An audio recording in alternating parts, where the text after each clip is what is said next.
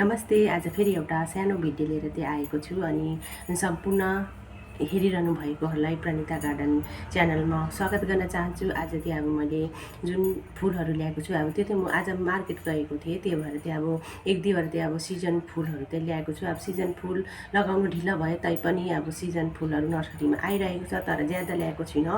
एक दुईवटा फुलहरू ल्याएको छु, त्यो चाहिँ अब म कसरी लाउँछु भनेर चाहिँ तपाईँहरूलाई सेयर गरेको छु। अनि तपाईँहरूले पुरा भिडियो हेरेर तपाईँहरूलाई के कस्तो लाग्छ तपाईँहरूको विचार प्रतिक्रिया लेखिदिनु होला। अनि मन पऱ्यो भने लाइक पनि गरिदिनु होला। अनि जो चाहिँ मेरो भिडियोमा अहिले नयाँ हुनुहुन्छ उहाँहरूले चाहिँ सब्सक्राइब गर्नु चाहिँ नभुल्नु होला।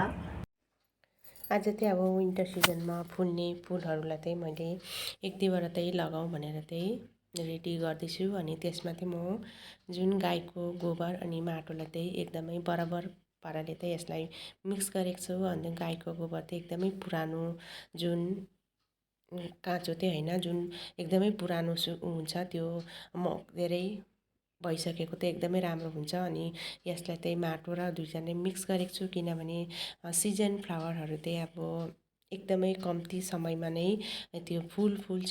साथै अब कतिवटा फुलहरूमा त झन् एकदमै बिजनहरू सिडहरू पनि बस्छ। त्यही भएर चाहिँ यो सिजन फ्लावरहरूलाई चाहिँ ज्यादा मल हाल्नु नै एकदमै राम्रो हुन्छ।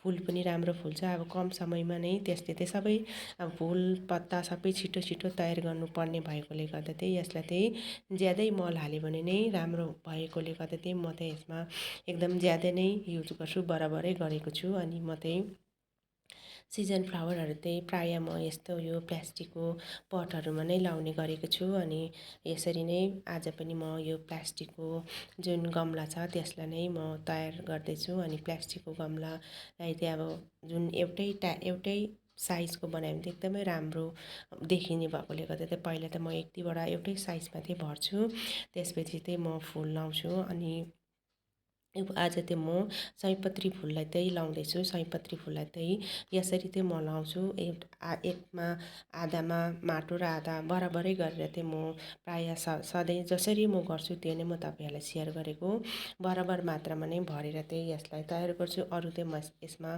केही पनि मलहरू युज गरेको छुइनँ, अरू केही पनि यसमा मिक्स छैन, गाईको गोबर र माटो मात्र मैले यसलाई भरेको छु। अनि यसरी गर्दा चाहिँ सयपत्रीहरू एकदमै राम्रो फुल्छ। अनि सयपत्रीको बिजनहरू ल्याउँदाखेरि चाहिँ प्रायः जुन सिडबाट तयार भएको जुन बिजन हुन्छ त्यो ल्यायो भने चाहिँ राम्रो हुन्छ। अनि कटिङबाट ल्याएको बिजनहरूले चाहिँ कतिपल्ट चाहिँ राम्रो फुल्दैन। अनि यो सिडबाट तयार भएकै जुन मैले सयपत्रीको यो सानो एकदमै सानो बिजनहरू ल्याएको छु नर्सरीबाट, त्यो नै मैले लगाएको। अनि यसमा चाहिँ आज चाहिँ म कतिवटा 5-6वटा नै चाहिँ लाउँछु, अनि बाँकी चाहिँ भोलितिर अब कतितिर लाउँछु, तर ज्यादा त मैले ल्याएको छुइनँ। मैले अब सिजन फुलहरू एकदम कमै लाउँछु, किनकि धेरै अब अरू कामहरूले गर्दाखेरि सिजन फ्लावरहरूमा चाहिँ टाइम मैले एकदमै दिन पनि पाएको छुइनँ। योपालि चाहिँ एकदम एउटै पनि छैन। सुरुको मेरो सिजन फ्लावरै यही हो, यो चाहिँ विन्टर सिजनमा एकदमै राम्रो फुल्छ।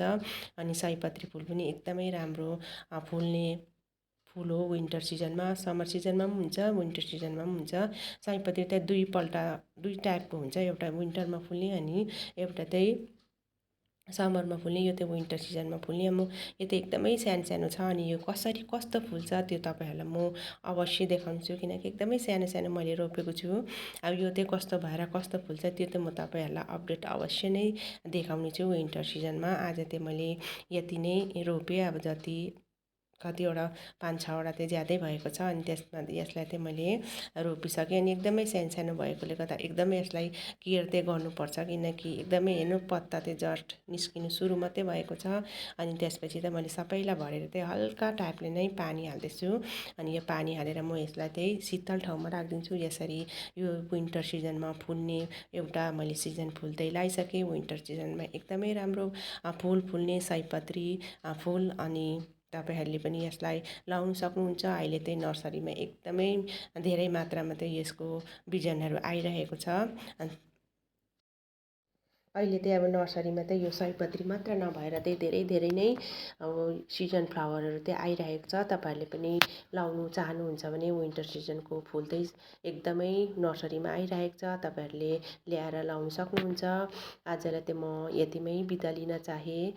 अर्को भिडियोमा फेरि यस्तै भिडियोहरू लिएर आउने नै छु। तबसम्मलाई बाई बाई।